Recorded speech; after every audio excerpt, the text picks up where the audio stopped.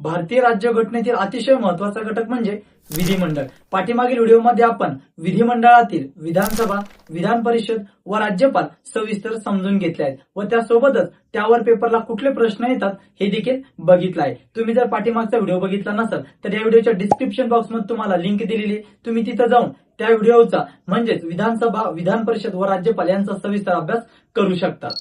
या व्हिडिओमध्ये आपण म्हणजेच भारतीय राज्यघटना भाग 9 या अगोदर आपण आपल्या चॅनलवरती राज्यघटनेचे 8 भाग टाकलेले आहेत आणि आज आपण बघत आहोत भाग 9. तर ह्या व्हिडिओमध्ये आपण विधानसभा काल बघितली आहे, तर आज विधानसभा अध्यक्ष, विधान परिषद देखील आपण काल समजून घेतली आहे.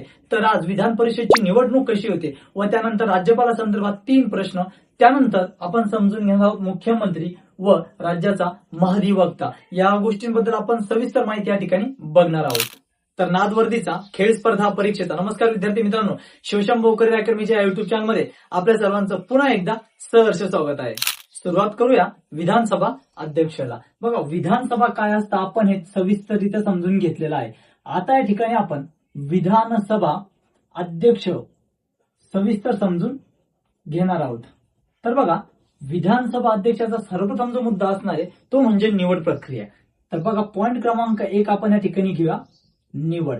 विधानसभा अध्यक्षांची निवड कशी केली जाते. तर विधानसभा म्हणजे काय, मुख्यमंत्री किंवा मग त्यांचं मंत्रिमंडळ. तर विधानसभा अध्यक्षांची निवड प्रक्रिया कशी असते थोडक्यात समजून घेऊ. बघा, बहुमत मिळालेल्या पक्षामधून निवड केली जाते. कोणाची? विधानसभा अध्यक्षांची. तर लक्षामध्ये ठेवायचंय, बहुमत मिळालेला पक्ष या ठिकाणी लिहितो मी. बहुमत मिळालेल्या पक्षातून कोणाची निवड होते, तर विधानसभा अध्यक्षांची. आता त्यानंतर दुसरा जो काय मुद्दा असणार आहे आपल्याला तो विधानसभा भरती. त्याचे अध्यक्ष कोण असतात, तर विधानसभा अध्यक्ष असतात. त्यानंतर महत्वाचा मुद्दा म्हणजे अधिवेशन. बघा, अधिवेशनवरती पेपरला भरपूर प्रश्न आपल्याला बघायला मिळालेले आहेत. अधिवेशन आणि विधानसभा या ठिकाणी हा फरक लक्षामध्ये घ्या.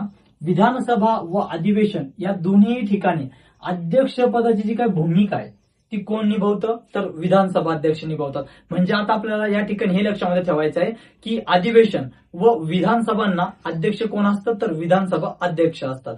मग महत्वाचा प्रश्न समोरचा की महाराष्ट्रामध्ये किती अधिवेशन भरतात. बघा, पेपरला अधिवेशन या संदर्भात भरपूर प्रश्न आपल्याला बघायला मिळालेले आहेत. मग महाराष्ट्रात किती अधिवेशन भरतात तुम्हाला माहितीही असेल. बघा, महाराष्ट्रात 3 अधिवेशन भरतात. किती अधिवेशन भरतात? 3 अधिवेशन महाराष्ट्रात भरतात. तर बघा, 3 अधिवेशन कोणकोणते आता हे आपल्याला सविस्तर समजून घ्यायचंय. बघा, त्यामध्ये सर्वप्रथम बजेट अधिवेशन लक्षामध्ये ठेवायचंय आपल्याला. सर्वप्रथम कोणतं? बजेट अधिवेशन किंवा मग त्याला आपण अर्थसंकल्प काय म्हणतो, तर अर्थसंकल्प अधिवेशन असं म्हणतो. आता याचं एक वैशिष्ट्य विद्यार्थी मित्रांनो, आणि त्यावरती पेपरला प्रश्न विचारण्यात आलेला होता. आता याचं वैशिष्ट्य असं आहे की हे सर्वात जास्त वेळ चालणारे अधिवेशन आहे. पेपरला असा प्रश्न आला होता की सर्वात जास्त वेळ चालणारे अधिवेशन कोणते, तर आपल्या प्रश्नाचं उत्तर काय असणार आहे, तर अर्थसंकल्प अधिवेशन असणार आहे. हे लक्षामध्ये ठेवायचं. महाराष्ट्रात किती अधिवेशन भरतात, तर 3 अधिवेशन. त्यामधलं पहिलं बजेट अधिवेशन म्हणजेच अर्थसंकल्प मानला जातो ते अधिवेशन, आणि त्याचं वैशिष्ट्य असे की ते सर्वात जास्त वेळ चालतं. आणि बजेट अधिवेशन किंवा मग अर्थसंकल्प अधिवेशन हे सरासरी बघा फेब्रुवारी किंवा मार्च महिन्यामध्ये आपल्याला बघायला मिळतं. हा मुद्दा या ठिकाणी एक लक्षामध्ये ठेवा. बजेट अधिवेशन म्हणजेच अर्थसंकल्प अधिवेशन हे फेब्रुवारी मार्च महिन्यामध्ये भरतं व याचं वैशिष्ट्य असं की सर्वात जास्त वेळ चालणारे हे अधिवेशन आहे आणि या मुद्द्यावर देखील पेपरला प्रश्न विचारण्यात आलेला आहे. आता बघूया महाराष्ट्रातलं दुसरं अधिवेशन. तर महाराष्ट्रातलं दुसरं अधिवेशन आहे बघा पावसाळी अधिवेशन. आणि बघा, हे भरतं जुलै ऑगस्टच्या दरम्यान. हा मुद्दा लक्षामध्ये ठेवायचा की जुलै ऑगस्ट मध्ये कोणतं अधिवेशन भरतं महाराष्ट्रात, तर पावसाळी अधिवेशन भरतं. त्यानंतर तिसरं अधिवेशन ते म्हणजे हिवाळी अधिवेशन. आणि हिवाळी अधिवेशन हे भरतं बघा नोव्हेंबर डिसेंबर या महिन्यांमध्ये. आणि हिवाळी अधिवेशनची एक परंपरा आहे, हे कुठे भरतं, नागपूर या ठिकाणी भरतं. आणि यावरती देखील पेपरला वारंवार प्रश्न विचारण्यात आलेला आहे. म्हणजे बघा, बजेट अधिवेशन म्हणजेच अर्थसंकल्प अधिवेशनचं वैशिष्ट्य आहे की ते सर्वात जास्त वेळ चालणारं अधिवेशन आहे. त्यानंतर जे आपण तिसरं बघतोय हिवाळी अधिवेशन, हे नोव्हेंबर डिसेंबर महिन्यामध्ये भरतं व याचं वैशिष्ट्य की हे नागपूरमध्ये भरत असतं. तर हिवाळी अधिवेशन कुठे भरते असा प्रश्न पेपरमध्ये वारंवार आपल्याला बघायला मिळाला आहे. त्यामुळे लक्षामध्ये ठेवायचे हे 3 अधिवेशन आणि यांचे वैशिष्ट्य. तर सर्वप्रथम आपण समजून घेऊ अधिवेशन म्हणजे नेमकं काय. तर विद्यार्थी मित्रांनो थोडक्यात समजून घेऊ की अधिवेशन म्हणजे नेमकं काय. तर बघा, विधिमंडळाची अधिकृत बैठक ज्याला आपण म्हणू, अधिकृत बैठक. अधिवेशन म्हणजे काय, तर विधिमंडळाची अधिकृत बैठक. मग अधिवेशन बोलवण्याचा अधिकार कोणाला आहे, समोरचा आपला प्रश्न आणि समोरचा मुद्दा. ठीक आहे, आता पॉइंट क्रमांक आपण बघतो या ठिकाणी 4. अधिवेशन बोलवण्याचा अधिकार कोणाला आहे. अधिवेशन बोलवण्याचा जो काय अधिकार आहे तो कोणाला आहे, तर तो आहे राज्यपालांना. लक्षामध्ये ठेवायचं, अधिवेशन बोलवण्याचा अधिकार कोणाला आहे, तर राज्यपालांना आहे. अधिवेशनामध्ये अध्यक्ष कोण असतात, तर विधानसभा अध्यक्ष असतात.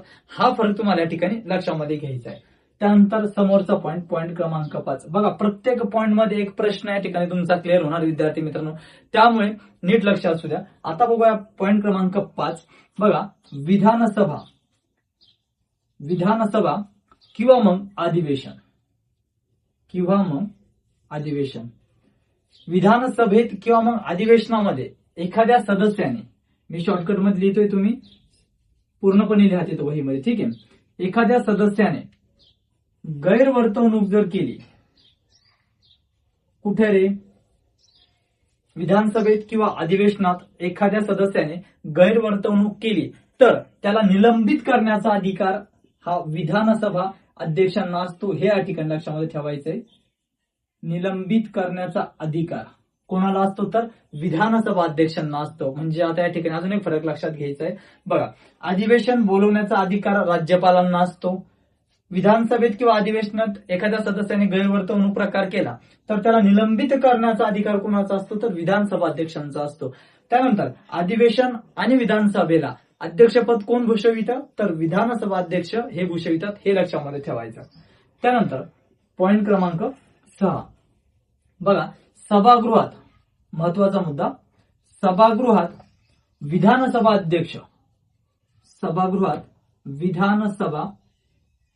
अध्यक्ष यांना मतदानाचा अधिकार नसतो. हा महत्वाचा मुद्दा लक्षात ठेवा. मतदानाचा अधिकार नसतो कोणाला, विधानसभा अध्यक्षांना. परंतु आता या ठिकाणी बघा काय महत्वाचं आहे आपल्यासाठी, परंतु सभागृहात जर दोन्ही पक्षांना समान मते पडले, कशा मते पडले, समान मते पडले, तर त्यावेळी विधानसभा अध्यक्ष जे काही निर्णायक मत आहे ते त्या ठिकाणी मतदान करू शकतात आणि त्याला आपल्याला म्हणायचंय कास्टिंग वोट. काय म्हणायचंय बघा, कास्टिंग वोट.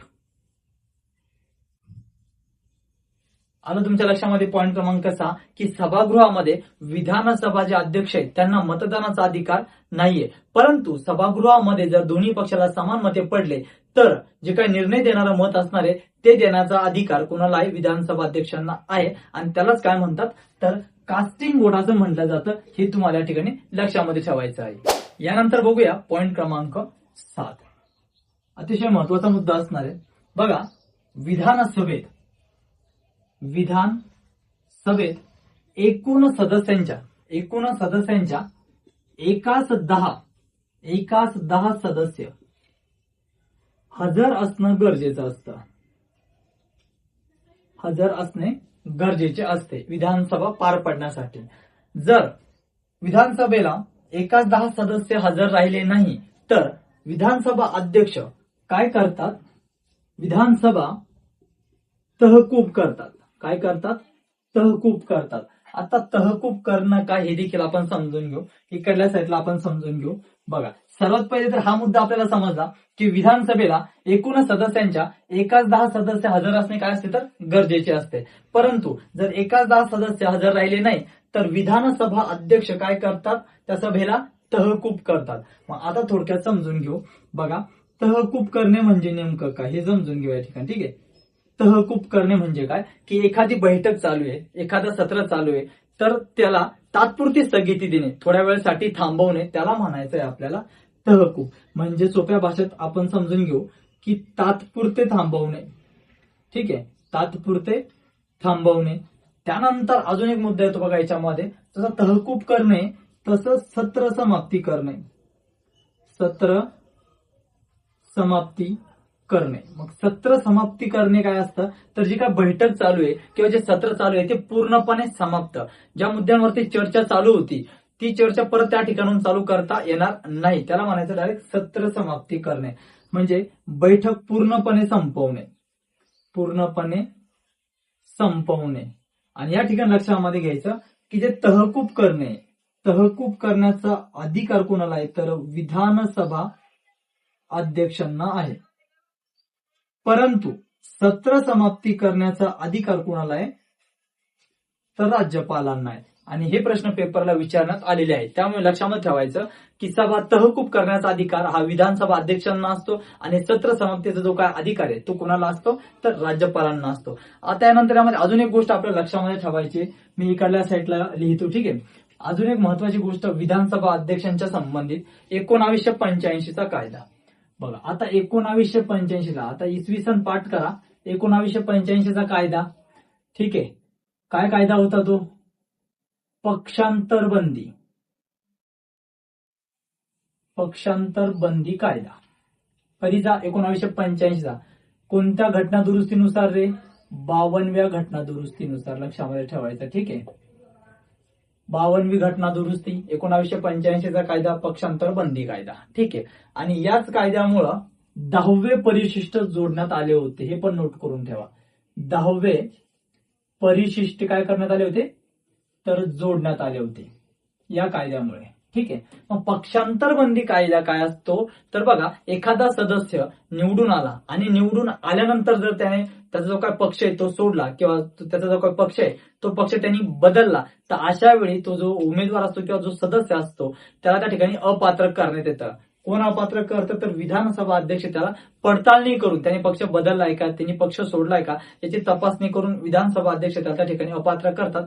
म्हणजेच त्या सदस्याला काय करावं लागतं, तर त्याचं जे पद आहे, ज्या पदावर तो निवडून आलेला आहे ते पद त्याला सोडावं लागतं. म्हणून तुम्हाला लक्षामध्ये ठेवायचं आहे 1985चा कायदा 52व्या घटना दुरुस्तीनुसार पक्षांतर बंदी कायदा ज्याला आपण म्हणतो, आणि याच कायद्यामुळे 10वे परिशिष्ट जोडले गेले होते. आता आपण पुढच्या स्लाइडमध्ये काय बघणार आहोत, तर विधानसभेत जे धन विधेयक मांडलं जातं ते आपण बघणार आहोत. परंतु त्या पहिले जे आपण आता ठिकाणी मुद्दे बघितलेले ते मुद्दे तुम्ही एकदा नीट समजून घ्या.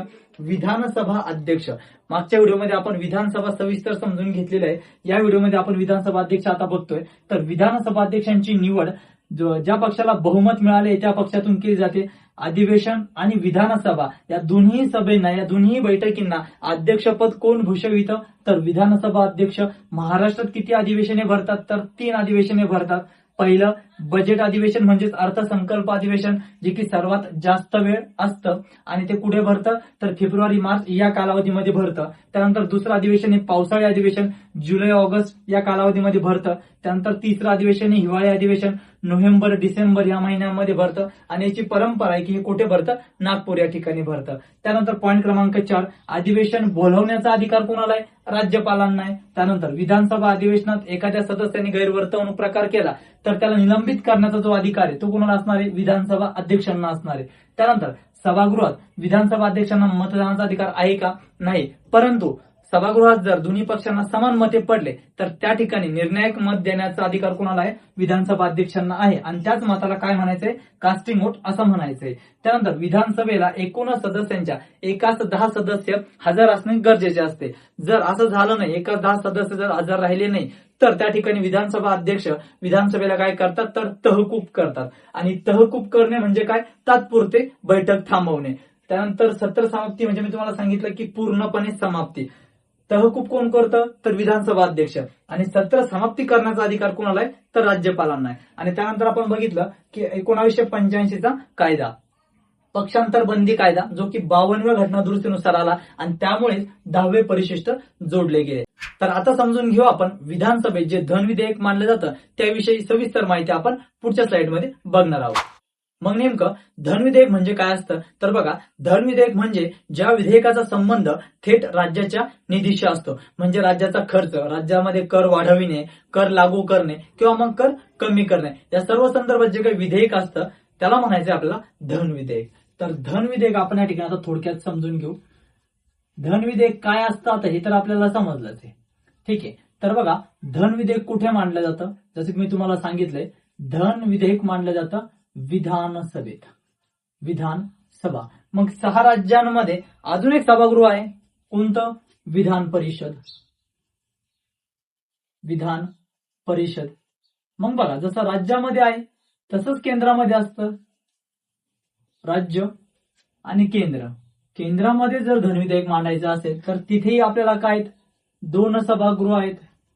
कोणकोणते? त्यामधलं एक आहे पहिलं लोकसभा आणि दुसरं आहे राज्यसभा. मग धन विधेयकाचा जो फरक आहे तो मी या ठिकाणी तुम्हाला क्लिअर करून देणार आहे, फक्त तुम्ही नीट लक्ष असू द्या. ठीक आहे. धन विधेयक राज्यामध्ये मांडायचं असेल तर कुठे मांडू शकतो? विधानसभेत मांडू शकतो. ठीक आहे. केंद्रामध्ये धन विधेयक मांडायचं असेल कुठे मांडू शकतो? लोकसभेत मांडू शकतो. भारतीय राज्य घटनेत याची तरतूद करण्यात आलेली आहे. केंद्रामध्ये जर तुम्हाला धन विधेयक मांडायचं असेल तर कलम 109 नुसार, पाठांतर करून ठेवायचा, कलम 109. केंद्रामध्ये जर तुम्हाला धन विधेयक मांडायचं असेल तर कलम 109 नुसार तुम्ही लोकसभेत धन विधेयक मांडू शकतात. त्याचप्रमाणे राज्यामध्ये जर तुम्हाला धन विधेयक मांडायचं असेल तर कलम 209 नुसार तुम्ही विधानसभेत धन विधेयक मांडू शकतात. परंतु विधान परिषदमध्ये तुम्ही धन विधेयक मांडू शकतात का? नाही. राज्यसभेमध्ये तुम्ही धन विधेयक मांडू शकतात का? नाही. त्याचं कारण असं आहे की बघा, धन विधेयक म्हणजे निधी, मग जनतेचा पैसा आणि जनतेचे प्रतिनिधी असं आपण त्याला थोडक्यात म्हणू शकतो. जनतेचा पैसा आणि जनतेचे प्रतिनिधी. तर मग केंद्रामध्ये जनतेचे प्रतिनिधी कोणत्या सभागृहात असतात? तर लोकसभेत असतात. लोकसभेतील जे काही सदस्य आहे ते जनता प्रतिनिधी निवडून देत असते. त्याचप्रमाणे जर आपण राज्यामध्ये बघितलं तर जनतेद्वारे थेट निवडून दिलेले उमेदवार किंवा मग जे काही प्रतिनिधी ते कुठे असतात तर विधानसभेत असतात. म्हणजे याचा अर्थ जनतेचा पैसा तर जनतेचे प्रतिनिधी. त्यामुळे विधानसभा आणि लोकसभामध्येच आपण धन विधेयक हे मांडू शकतो. विधानसभेमध्ये जेव्हा धन विधेयक मांडलं जातं तर ते पुढे जाऊन कुठे जातं? विधान परिषदमध्ये. तसंच लोकसभेमध्ये धन विधेयक जर मांडलं तर ते कुठे जातं? राज्यसभेमध्ये. आणि ह्या 2 सभागृहामध्ये ते गेल्यानंतर त्यामध्ये काही बदल जर सुचवायचे असेल तर ते या ठिकाणचे सदस्य सुचवू शकतात. परंतु जो काही अंतिम निर्णय असणार आहे तो राज्यसभाचा राहणार नाही, विधान परिषदचा राहणार नाही. पूर्ण अधिकार विधानसभा आणि लोकसभा यांनाच असणार आहे. आणि विधान परिषद, राज्यसभा यामध्ये जेव्हा धन विधेयक समोर जातं तर हे फक्त 14 दिवस इथे ठेवता येतं. हा मुद्दा या ठिकाणी लक्षामध्ये ठेवा. विधान परिषद व राज्यसभेमध्ये धन विधेयकानंतर 14 दिवस ठेवू शकतात व त्यावरती काही बदल सुचवायचे असेल तर ते सुचवू शकतात. परंतु अंतिम निर्णय हा कोणाचा असणार आहे? राज्यामध्ये विधानसभेचा व केंद्रामध्ये लोकसभेचा. हा मुद्दा या ठिकाणी लक्षामध्ये ठेवा. आता यानंतर हा फरक तर आता आपल्या लक्षामध्ये आला आहे. आता आपल्याला समजून घ्यायचंय बघा, पॉईंट क्रमांक 2 याला आपण म्हणू, हा पॉईंट क्रमांक 1 आपला. आता पॉईंट क्रमांक 2 मध्ये बघा, आता राज्याचं आपलं चालू आहे. तर बघा, राज्यामध्ये जर तुम्हाला धन विधेयक मांडायचं असेल, राज्यामध्ये जर तुम्हाला धन विधेयक मांडायचं असेल तर त्याला प्रथम, सर्वात महत्वाचं, तर त्याला प्रथम काय लागते? तर राज्यपालाची संमती लागते. आणि भारतीय राज्यघटनेमध्ये कलम 200 अंतर्गत याची तरतूद करण्यात आलेली आहे की धन विधेयक मांडण्याच्या अगोदर त्याला प्रथम राज्यपालांची संमती आवश्यक असते. त्यामुळे लक्षात ठेवायचं, विधानसभेत तुम्ही काय मांडताय धन विधेयक तर त्याला प्रथम राज्यपालांची संमती ही महत्वाची असते. आता बघूया पॉईंट क्रमांक 3. अतिशय महत्वाचा पॉईंट असणार आहे, कारण की आपण यापैकी काय बघितलं की धन विधेयक जर तुम्हाला मांडायचं असेल तर प्रथम तुम्हाला राज्यपालांची संमती लागते आणि राज्यपालांची संमती धन विधेयकाला याची तरतूद कलम 200 नुसार करण्यात आलेली आहे. पण आता तिसरा मुद्दा बघा काय असणार आहे. एखादे विधेयक जे की तुम्ही मांडताय विधानसभेमध्ये, जे की तुम्ही धन विधेयक म्हणून मांडताय, पण एखादे विधेयक ते धन विधेयक आहे की नाही हे ठरविण्याचा जो काय अधिकार आहे तो कोणाला असणार आहे? तर तो अधिकार असतो विधानसभा अध्यक्षांना. हा मुद्दा या ठिकाणी तुम्हाला लक्षात ठेवायचा आहे की एखादी विधेयक हे धन विधेयक आहे की नाही हे ठरविण्याचा जो अधिकार आहे तो कोणाला असतो तर विधानसभा अध्यक्षांना असणार आहे. धन विधेयक मांडण्यासाठी तुम्हाला राज्यपालांची संमती घ्यावी लागते, पण ते विधेयक धन विधेयक आहे की नाही हे ठरवणार कोण आहे तर विधानसभा अध्यक्ष. तर या ठिकाणी आता आपण विधानसभा अध्यक्ष यांची सविस्तर माहिती बघितलेली आहे. पेपरला यावरती कोणते प्रश्न येतात याचा अंदाज देखील तुम्हाला आता लागलाच असणार आहे. आता पुढच्या स्लाइडमध्ये आपण समजून घेणार आहोत विधान परिषदची निवडणूक. मागील व्हिडिओमध्ये आपण काय बघितलं होतं की विधान परिषद नेमकं काय असते. आता आपण काय बघणार आहोत विधान परिषदची निवडणूक ही कशा पद्धतीने होते. आपण मागील व्हिडिओमध्ये समजून घेतलं आहे की विधान परिषद ही प्रत्येक राज्यामध्ये अस्तित्वात नसते, विधानसभा ही प्रत्येक राज्यामध्ये अस्तित्वात असते, परंतु विधान परिषद ही केवळ 6 राज्यांमध्ये अस्तित्वात आहे. मग ते 6 राज्य कोणकोणते, त्यामध्ये सर्वप्रथम महाराष्ट्र, त्यानंतर तेलंगणा, कर्नाटक, आंध्र प्रदेश, उत्तर प्रदेश व बिहार या 6 राज्यांमध्येच विधान परिषद ही अस्तित्वात आहे. मग आता विधानसभेची जी काही निवडणूक प्रक्रिया आहे ती आपल्या सर्वांना माहिती आहे की जनता थेट प्रतिनिधी त्या ठिकाणी निवडून देत असते, परंतु विधान परिषदचे सदस्य हे जनता निवडून देते का तर नाही. मग त्यांची निवडणूक प्रक्रिया कशी होते तेच आता आपण या ठिकाणी समजून घेणार आहोत. तर आता आपल्याला बघायचंय विधान परिषद निवडणूक. तर बघा विधान परिषद मध्ये जे काही सदस्य असतात, विधान परिषदची जी काही निवडणूक होती यामध्ये जे काही सदस्य असतात विधान परिषदमध्ये, तर बघा सगळ्यात पहिले एक नोट लक्षामध्ये ठेवायची की विधान परिषदच्या एकूण सदस्यांच्या 5/6 सदस्य अप्रत्यक्षपणे, हे या ठिकाणी तुम्हाला लक्षात ठेवायचंय की अप्रत्यक्षपणे निवडून दिले जातात. किती 5/6 सदस्य हे अप्रत्यक्षपणे निवडून दिले जातात. मग कसे अप्रत्यक्षपणे निवडून दिले जातात तेच आता आपण या ठिकाणी बघणार आहोत. तर बघा यामध्ये सर्वप्रथम एकाच 3 सदस्य कुठून निवडून दिले जातात रे तर स्थानिक स्वराज्य संस्था. हे लक्षात ठेवायच्या ठिकाणी की एकाच 3 सदस्य विधान परिषद मध्ये एकाच 3 सदस्य हे स्थानिक स्वराज्य संस्थेमधून निवडून दिले जातात. मग नेमकं स्थानिक स्वराज्य संस्था कोणत्या रे, महानगरपालिका, नगरपालिका, जिल्हा परिषद, पंचायत समिती यामधून हे उमेदवार निवडून दिले जातात. म्हणजेच एकाच 3 जर म्हणलं तर किती सदस्य येणार, 30 सदस्य कुठून निवडून दिले जातात, स्थानिक स्वराज्य संस्थेमधून. आता बघूया पॉइंट क्रमांक 2. तर बघा पॉइंट क्रमांक 1 प्रमाणेच एकाच 3 सदस्य, पुन्हा एकदा एकाच 3 सदस्य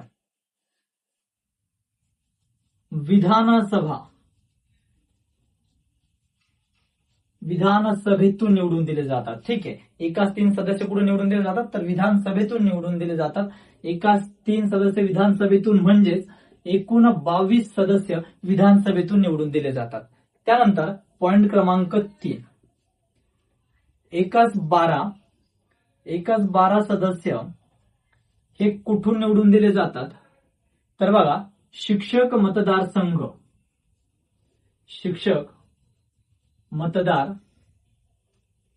संघ.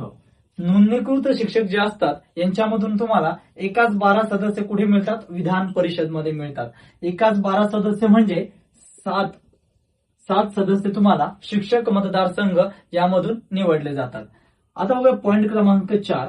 पॉइंट क्रमांक 3 प्रमाणेच एकाच 12 सदस्य कुठून निवडून दिले जातात तर पदवीधर मतदारसंघ.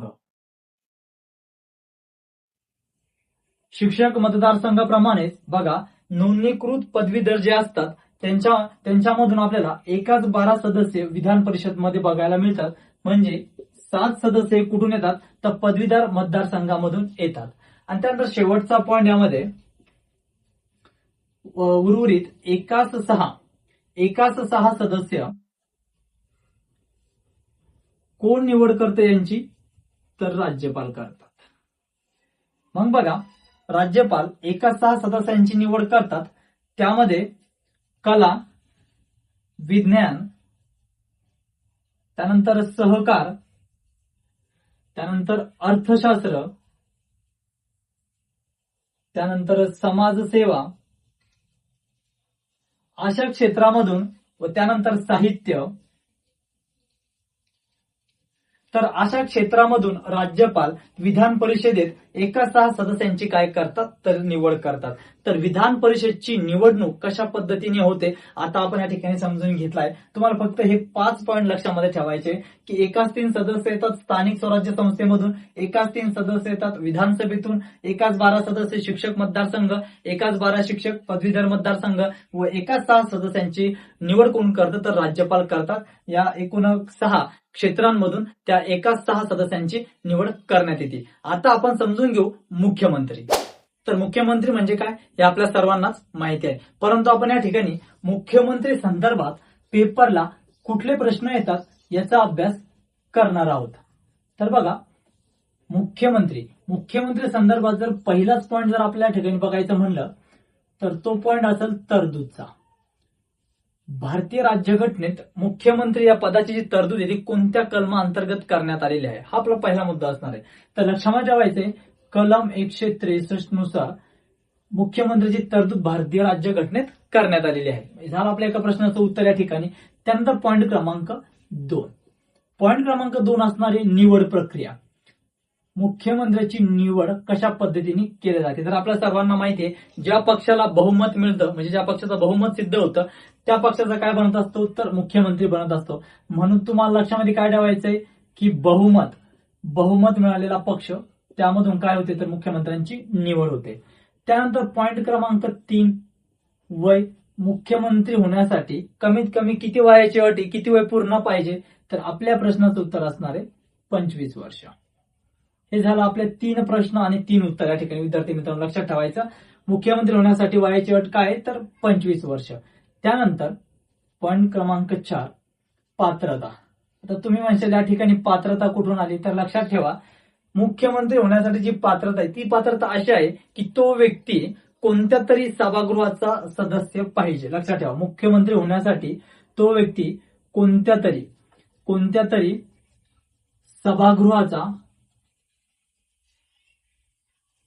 काय पाहिजे तर सदस्य पाहिजे. आणि जर तो सदस्य नसेल तर लक्षामध्ये ठेवा त्याला 6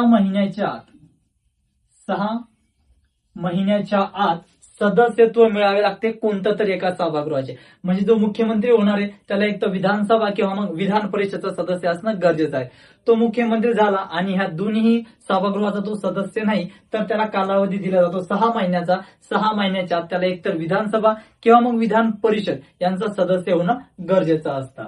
त्यानंतर जर निवडणुकीमध्ये आता तो मुद्दा मी या ठिकाणी लिहित नाही, ठीक आहे, तुम्ही समजून घ्या.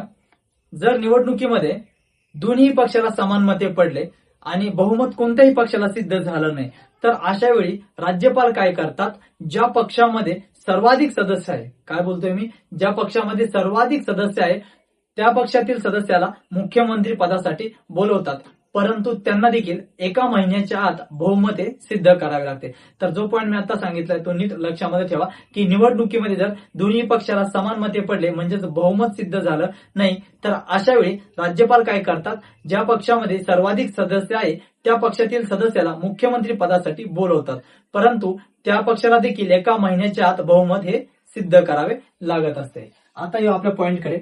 बघूया पॉईंट क्रमांक 5 नियुक्ती. बघा मुख्यमंत्र्याची नियुक्ती. बघा मुख्यमंत्र्याची नियुक्ती ही कलम 164 अंतर्गत केली जाते, ही लक्षामध्ये ठेवायचं. नियुक्ती कलम 164 अंतर्गत केली जाते आणि कोण करतं रे नियुक्ती तर राज्यपाल करतात. आणि हा प्रश्न पेपरला विचारण्यात आलेला आहे हे लक्षात ठेवायचं, ठीक आहे. मुख्यमंत्र्यांची नियुक्ती नेमणूक कोण करतात तर राज्यपाल करतात. त्यानंतर अजून एक येणारा प्रश्न मुख्यमंत्र्यांना शपथ कोण देतात तर या ठिकाणी देखील तुमच्या प्रश्नाचं उत्तर काय असणार आहे राज्यपाल असणार आहे. इकडे मी लिहून ठेवतो बघा शपथ कोण देतं मुख्यमंत्र्याला तर राज्यपालच देतात. म्हणजे दोन्ही प्रश्नांचे उत्तर एकच असणार आहे आपल्याला. मुख्यमंत्र्यांची नेमणूक राज्यपाल, मुख्यमंत्र्याला शपथ कोण देतं ते देखील राज्यपाल. आता येऊ आपल्या समोरच्या पॉईंटकडे आणि जो महत्वाचा पॉईंट असणार आहे ज्या ठिकाणी तुम्हाला राज्यपाल आणि मुख्यमंत्री यामधलाही थोडासा फरक समजणार आहे. बघा राज्य स्तरावरती जो मुख्यमंत्री असतो कोण असतो मुख्यमंत्री, तर हा वास्तव काय असतो हा वास्तव प्रमुख कार्यकारी असतो. हा मुद्दा लक्षात घ्या काय मुख्यमंत्री कोण असतो? वास्तव प्रमुख कार्यकारी असतो. त्यानंतर राज्यस्तरावर राज्यपाल हे नामधारी प्रमुख कार्यकारी असतात. म्हणजे आता या ठिकाणी हा फरक थोडासा समजून सांगतो. मुख्यमंत्री म्हणजे काय? वास्तव प्रमुख कार्यकारी, म्हणजे शासन चालवणे किंवा मग निर्णय घेणे कोणाच्या हातामध्ये असतं? तर मुख्यमंत्र्यांच्या हातामध्ये असतं. हा मुद्दा या ठिकाणी लक्षामध्ये ठेवायचा आहे. म्हणजेच वास्तव प्रमुख कार्यकारी मुख्यमंत्री, शासन चालवणे निर्णय घेणे कोणाच्या हातामध्ये असतं? मुख्यमंत्र्याच्या. त्यानंतर राज्यपाल नामधारी, म्हणजे बघा कायद्याने प्रमुख कोण असतो? राज्यपाल, परंतु निर्णय घेणं हे राज्यपालांच्या हातामध्ये नसतं. म्हणून लक्षात ठेवायचं की राज्य स्तरावरती मुख्यमंत्री हे वास्तव प्रमुख कार्यकारी असतात आणि जे राज्यपाल आहे ते नामधारी प्रमुख कार्यकारी असतात. आता बघूया समोरचा पॉइंट क्रमांक 7, मुख्यमंत्र्यांचा राजीनामा. तर या ठिकाणी देखील आपलं उत्तर राज्यपालच असणार आहे. बघा पाठांतर करायला सोपं जाणार आहे आपल्याला. मुख्यमंत्र्यांची नेमणूक राज्यपाल, मुख्यमंत्र्यांना शपथ कोण देतं? ते देखील राज्यपाल, व मुख्यमंत्र्यांना राजीनामा द्यायचा असेल तर तो देखील कोणाकडे द्यावा लागतो? राज्यपालांकडे द्यावा लागतो. त्यानंतर विद्यार्थी मित्रांनो तुम्हाला माहित असेल की मुख्यमंत्र्यांचा राजीनामा म्हणजेच संपूर्ण मंत्रिमंडळाचा काय असतो? तर राजीनामा असतो. मुख्यमंत्रीने राजीनामा दिल्यानंतर मंत्रिमंडळाचा तो राजीनामा समजला जातो व तेथील जे काय शासन किंवा जे सरकार आहे त्याला काय समजलं जातं? तर बरखास्त समजलं जातं. जसं आपण म्हणतो विधानसभा ही विसर्जित होत असते. तर आता जो काय आपला पॉइंट क्रमांक 8 असणार आहे तो बघूया. जे मुख्यमंत्री असतात ते आंतरराज्य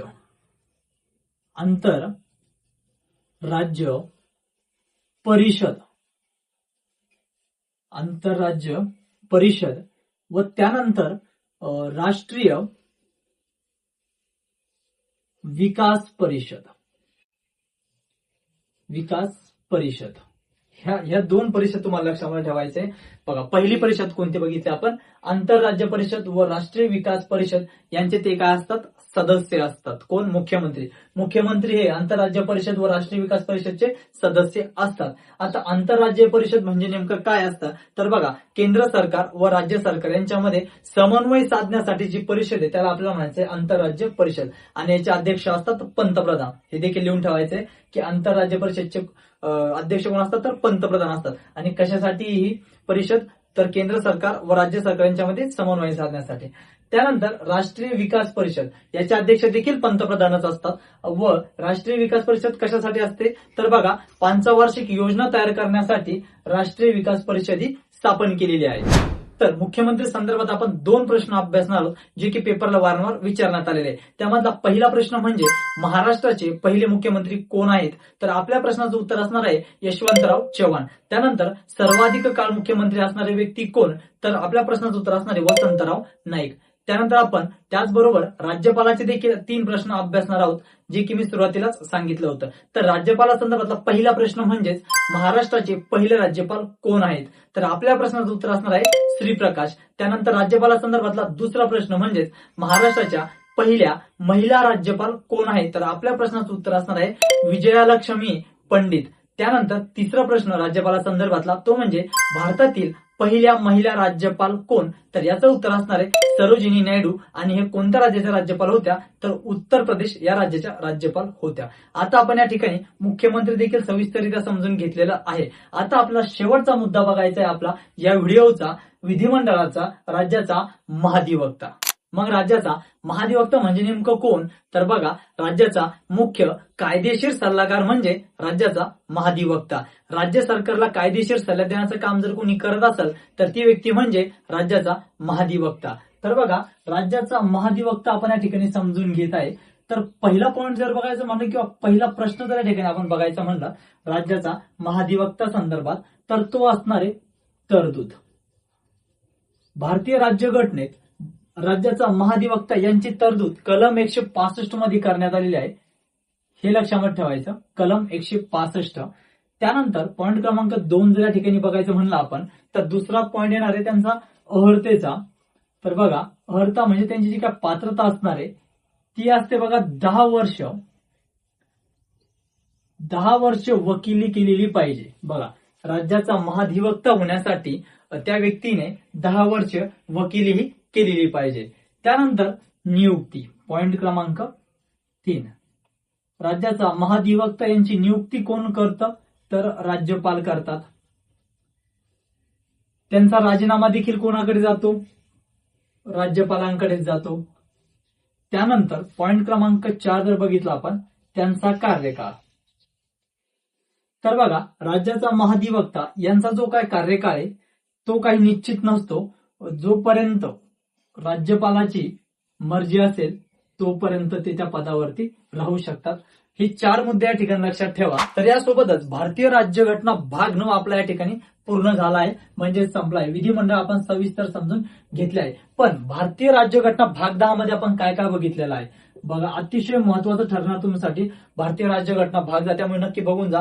भारतीय राज्यघटना भाग 10 मध्ये आपण काय काय अभ्यासलेलं आहे तर बघा, एमपीएससी, महाराष्ट्र लोकसेवा आयोग, त्यानंतर महाराष्ट्र प्रशासकीय न्यायाधिकरण व त्यानंतर सर्वात महत्वाचं असणारे राज्यघटनेतील, भारतीय राज्यघटनेतील पदे, काय पदे व त्यांचा कालावधी.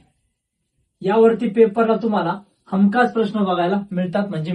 म्हणजे हा जो मुद्दा आहे तो अतिशय महत्वाचा आहे. त्यासोबतच एमपीएससी स्थापना कधी झाली, एमपीएससीच्या अध्यक्षांची नियुक्ती कोण करतं, एमपीएससीच्या सदस्यांचा कालावधी काय असतो, एमपीएससीचे कार्य नेमकं काय असतात, त्यानंतर महाराष्ट्र प्रशासकीय न्यायाधिकरणची स्थापना कधी करण्यात आली, त्यानंतर प्रशासकीय न्यायाधिकरणची तरतूद कोणत्या कलमांतर्गत आहे, या सर्व प्रश्नांची उत्तर तुम्हाला मिळणार आहे भारतीय राज्यघटना भाग 10 मध्ये. त्यामुळे तुम्ही आपल्या चॅनलमध्ये जाऊन प्लेलिस्ट मध्ये गेल्यानंतर भारतीय राज्यघटना ही प्लेलिस्ट बघा व भारतीय राज्यघटनेतील प्रत्येक घटकाचा अगदी सुटसुटीत अभ्यास करा.